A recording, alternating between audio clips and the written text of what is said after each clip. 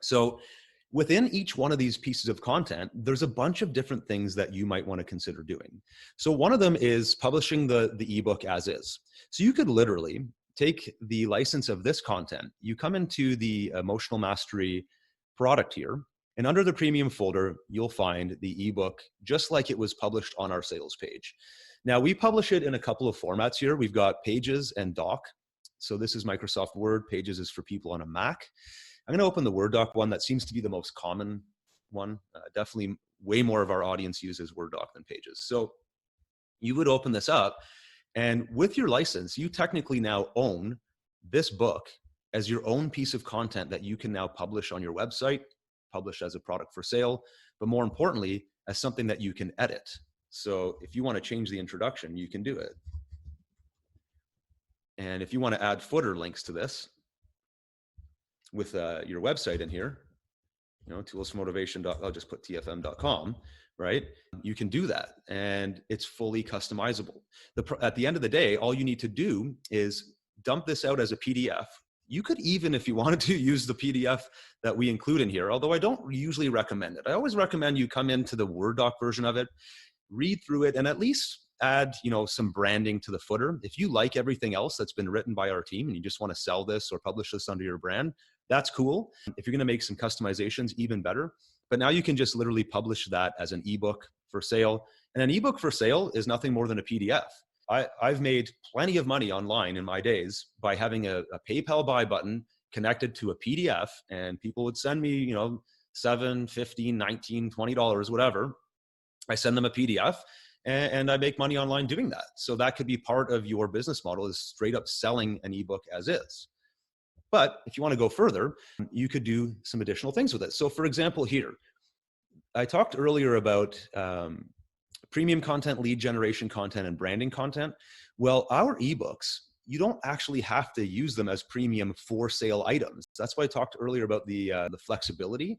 If you look into our license, and I'm not going to go through the whole license today, but this license in here will be found in all of our products. I'm kind of zooming in here. Hopefully you can see that. The license allows you to edit, take apart, sell it as your own. You can bundle it with other things. There's lots of stuff you can do here. It says you cannot publish it as web publishable content. So stuff like free blog posts, I talked about that earlier. You can't take the ebook and make it a blog post. But what you can do is actually give it away as a lead magnet. So if you're building your list, you don't have to sell our ebooks. You can give them away for free as long as it's done so privately. So it could be, hey, put your name and email now, and I'm going to send you my ebook or my free report on emotional mastery. That's cool. That totally works within our license. Or maybe you already have a list of subscribers and you want to send them a gift or just some kind of update on your daily email broadcasts. That's also fair game. As long as you're not publishing it as a blog post or something free, you're good to go. And so a lot of people don't realize that with our ebooks. They're trying to plug this into some kind of sales funnel or only put it up as something for sale. You don't have to do that. It can be part of something else like a lead magnet. Another thing that I see a lot of people like to do, and I highly recommend it, is taking the ebook itself and visually enhancing it. So you'll notice here, if you read through the Emotional Mastery book, it's what I think it says 61 or 6,500 words on how to manage emotions, and it goes through several different examples, right? But it's a straightforward, just plain text read out of box. What you might want to do is visually enhance this by inserting graphics, spicing up the design or the template. Maybe you have a Microsoft Word template, or maybe you're using Google Docs. They include templates, and then you can take all this content and rework it into something that's a little bit more visually appealing. Now, we actually do that here. If you look inside of Tools for Motivation full product, the third folder down here is called Enhanced Ebook. And this gives you an example of what it looks like to take a PLR ebook, but make it visually appealing. So instead of just having that text printout, which by the way, a lot of people like, which is why we always include it, but some people like this better, which is a bit more of a visually enhanced layout. We've got this header that says Emotional Mastery. We've got a colored footer that matches with page numbers. And then throughout the document, we've added images. In this case, we take our images from Unsplash, which is a website that you can use to grab royalty-free images and use it in your marketing. You can use it really any way you see fit. and we actually curate this. So when you purchase a license from Tools for Motivation, we actually let you know exactly which Unsplash images we used inside of this document.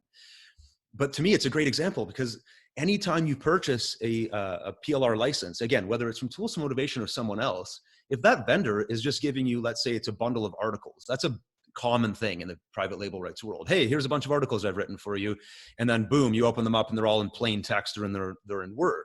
With a little bit of work or even just training someone on your team or an outsourcer, they could go through the Unsplash website and layer in different images that match the tone and the message inside of this ebook. So we've done this for you in our enhanced ebook. We actually give you the Word doc version of it as well if you want to run with what we've done. But it's also just a good example of what you could do when it comes to visually enhancing your book. Now, I just want to point out as well, those images come from, I have it here somewhere, right here, unsplash.com. I wanted to mention this website because it's a common question that we get. And there's actually a collection here. If you go to, I've got a resource sheet. Let me just view my navigator. So I'm just going to be jumping around here, guys. I want to make this as useful as possible. If you go to tfm.news/unsplash, it's going to take you to this page, which is a collection that Ted has built. So we've used the Unsplash website, but then we've collected we've gone through, there's like millions and millions of different graphics here that you can use royalty free in your creations, in your designs, in your products, in your courses, in your slide decks, whatever. But he's organized them into different topics. So for example, emotional mastery, he actually saved, where is it? Right here. He saved 66 different photos from the Unsplash website into this collection so that you can quickly come in here as a publisher. And if you're using this emotional mastery product from us, or maybe you're writing your own, you're just using Tools for Motivation store as your inspiration, that's cool too.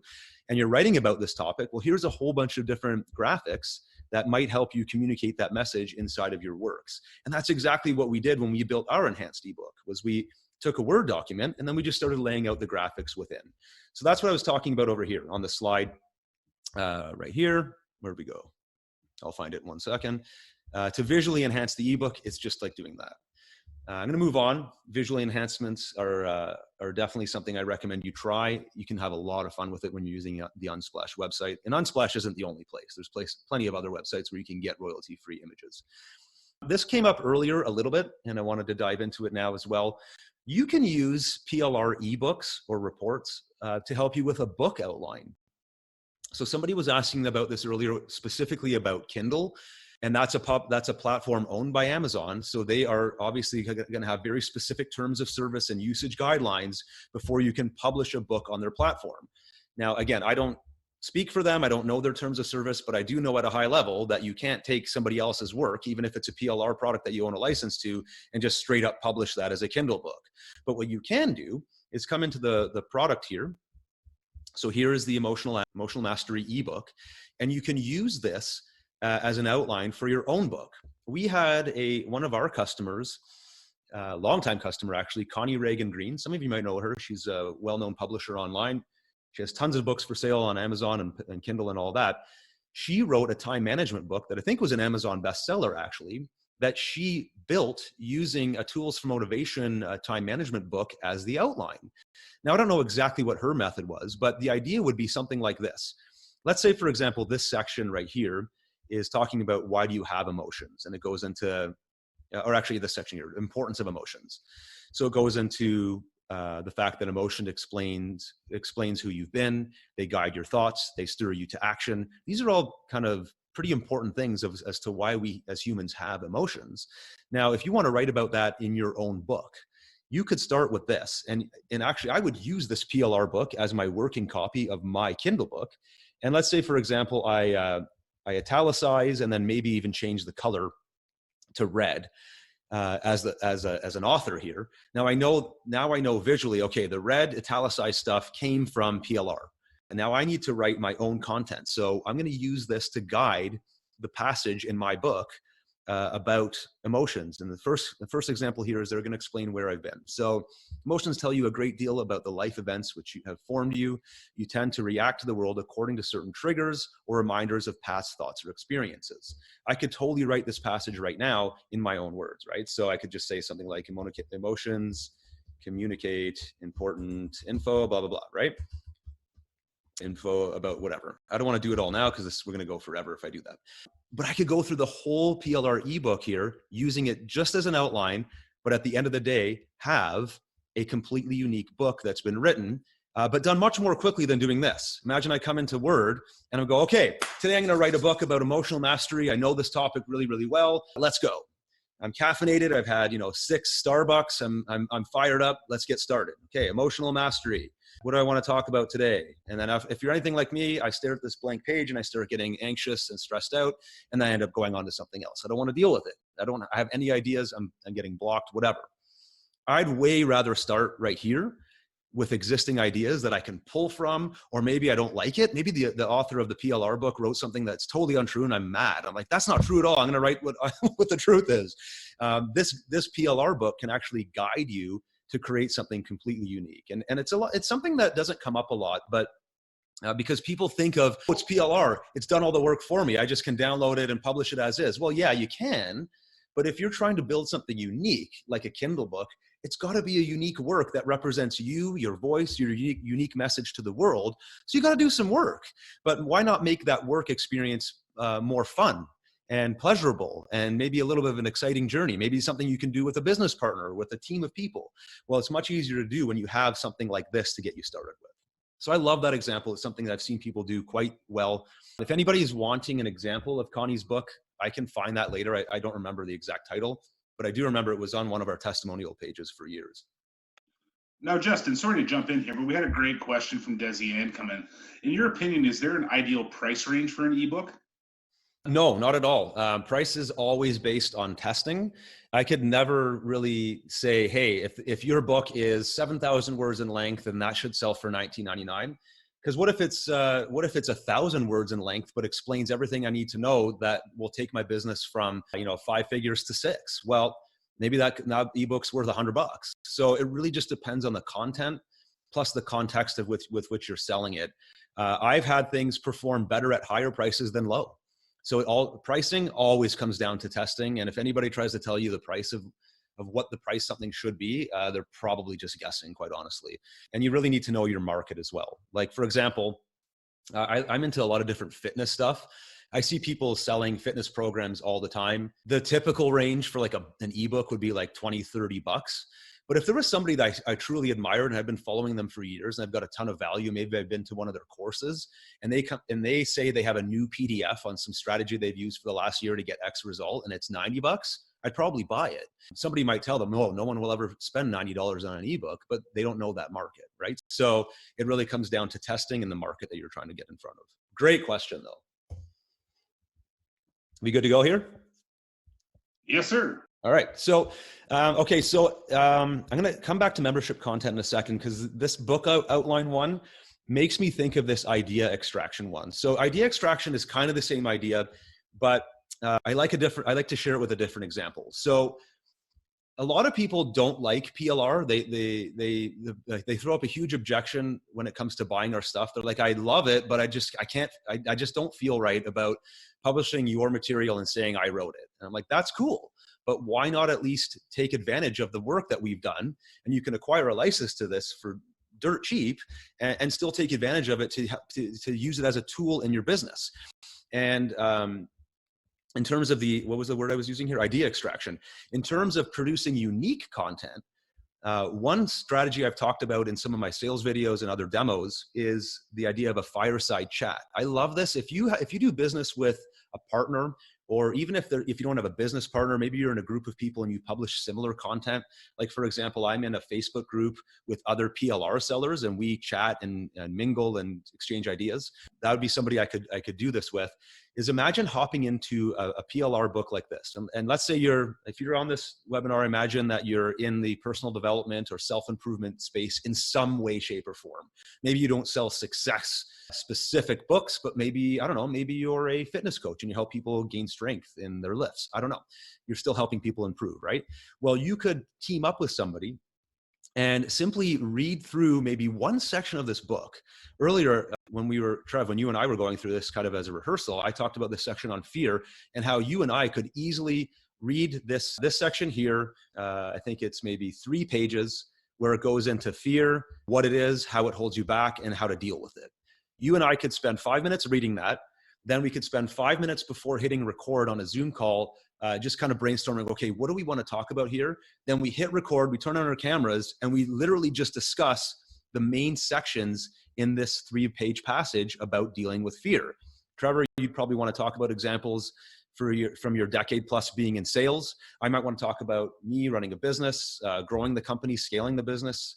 I may even talk about webinars. When I first started doing webinars 10 plus years ago, I was like shaking. I could hardly even speak. And now I find them quite easy to do. It's a level of comfort that I've built over time, but I had to face that fear. You and I could literally create a unique piece of content that we could live stream on Facebook or on YouTube, or that we could push out as a pre-recorded little personal branding video that later on helps us with selling down the road.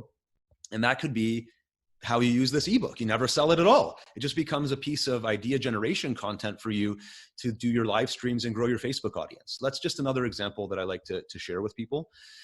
Membership content is a pretty obvious one. A lot of people come to us saying, I want to create recurring revenue. I want to have some kind of membership platform. I just want to get that customer to join and then pay me on a monthly basis because it's just a great way to create some sustainability in my business. And I couldn't agree more. Having recurring revenue is a huge aspect of our business. It's what allows us to make budget decisions on what we want to invest in and how we can scale our business, because we know we have X amount of revenue coming in every month from monthly and annual members, right? Super, super important.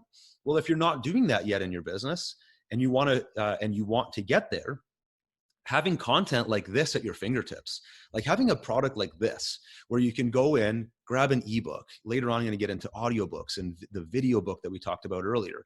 Now you've got all this content that could be one of your several updates for your members. When they're logging in, they're paying $50 a month to get whatever it is you do. Maybe you do some kind of live call, and then you have a members portal where they can download useful resources and checklists and handouts and all that.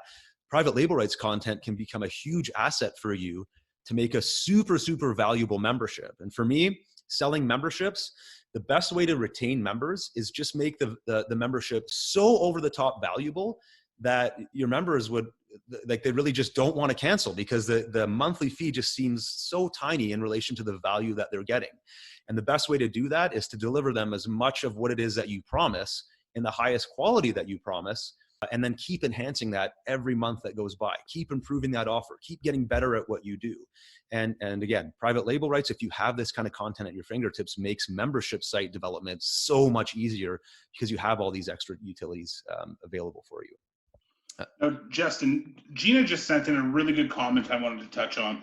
She said that she finds that PLR gives her good ideas, but by the time she's done revising it into her own voice and experience, her version is nothing like the original. And I think in a lot of times that's really the point there. Would you like to touch on that a little bit? That's exactly the point. Yeah. A lot of people earlier, I was mentioning people that they throw up the objection. They never want to buy PLR because it's like, well, I'm getting something that like a bunch of other people own. Well, yes, but you've also acquired that license at about 1/1000th of the cost of what it would cost you to develop it yourself. And then you could do something like Gina's doing, which is is it Gina? Yeah. Creating something completely unique, which to me is the best case scenario. Now you know beyond a shadow of a doubt that what you're publishing completely matches your voice, your brand, and doesn't exist out on the internet at all. Now, even if it did, I wouldn't worry about it that much, but I love the fact that it's completely unique to you and your brand. That will make the best impression on your audience. And if you already have an existing subscriber base or set of customers that follows you, they'll know whether you wrote it or not. They'll know if it comes from your voice. Like a huge thing in online marketing is email, sending like email broadcasts to your list. And we promote other companies, and they always offer swipe copy, where they pre-write the email for you so you can just copy and paste it. And I never use it because my audience knows how I write. Now I might use a bullet point or two, but I always write the email because my audience knows my style of writing. And so that to me is a great example of a perfect usage scenario for PLR. And again, I don't know your specific example, but hopefully it saved you a ton of time from creating that final product, right? If you hadn't started with PLR, I'd be super interested to hear what you think the number of hours spent would be compared to using PLR versus not. Super interesting discussion we could get.